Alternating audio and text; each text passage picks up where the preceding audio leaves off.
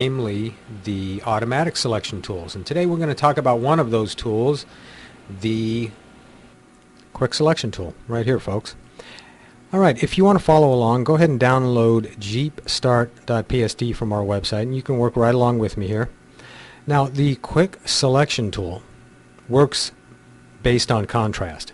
And what I mean by that is, when I click and drag, what Photoshop is doing is drawing a selection outline based on differences in luminance values of adjoining pixels. Okay, when I click and drag, Photoshop is going out and looking for the luminance values to cross a certain threshold, and at that threshold it goes ahead and draws a selection outline.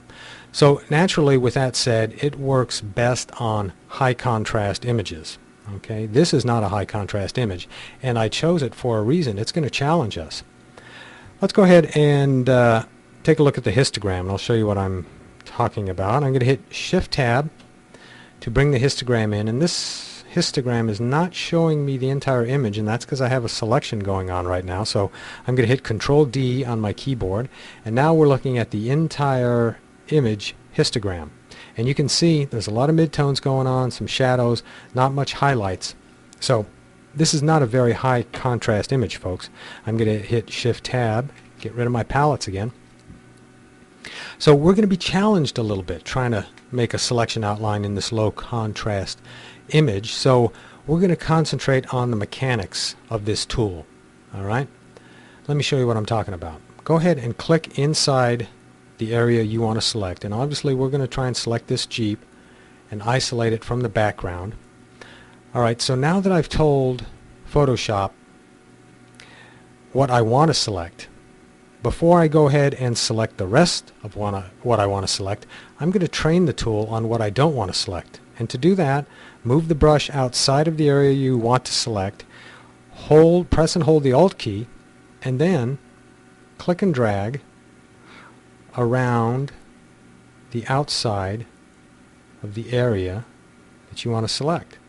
Okay, we're telling Photoshop what we don't want. Okay, there.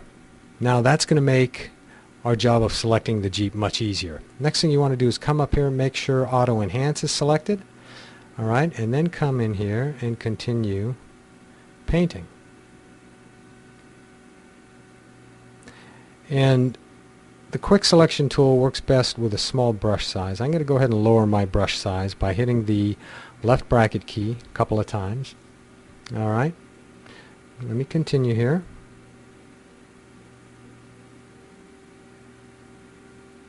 Just painting where we want to select.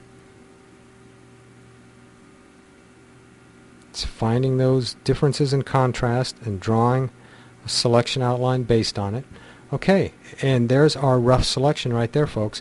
Now what we want to do is zoom in, take a closer look, and refine our selection. Alright, to zoom in, I'm going to hold the Control key and the space bar simultaneously. That gives me the zoom tool. I'm going to marquee around an area I want to zoom into and release, and there you go. Alright, you can see it missed some of the Jeep right here. Let me make my brush smaller. Left bracket. Okay, and then just go ahead and paint along that edge, and you can see it's doing a pretty good job of selecting the areas that it missed.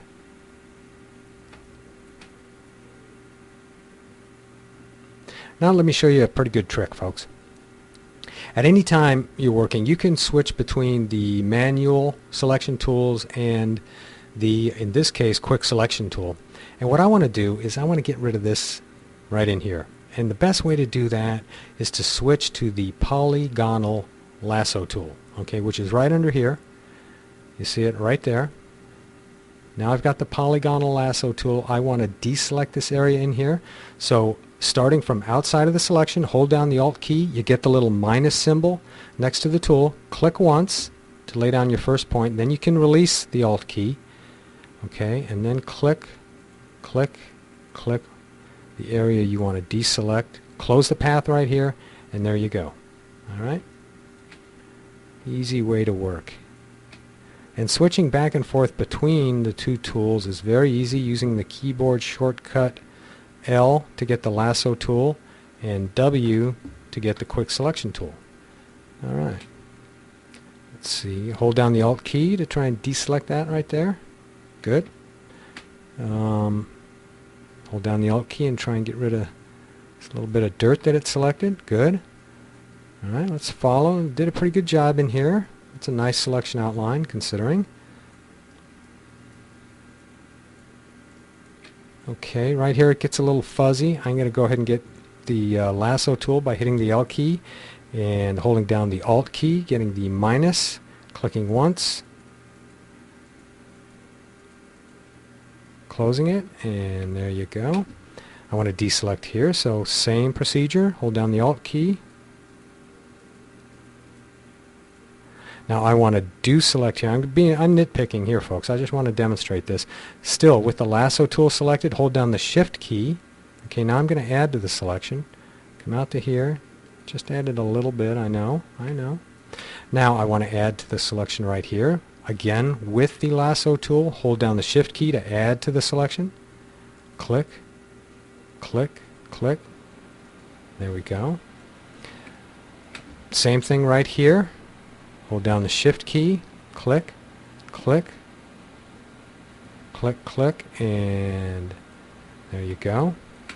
Right here, hit the W. Let's get the quick selection tool again. Let's see if it's smart enough to get rid of that. Hold down the Alt key. Yeah, good enough. That's not a real good edge right there. I'd use something to clean it up for demonstration purposes. I think we're in the ballpark. Let me zoom out, hitting Control minus on my keyboard a couple of times. Make sure there's no areas that I missed, which is easy to do. Like these rims here, that would be easy to miss if it didn't select it. Okay, that looks good.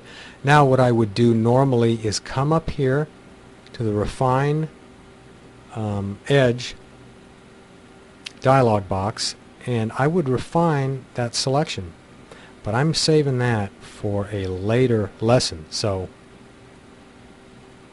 for our purposes today, folks, this lesson is done.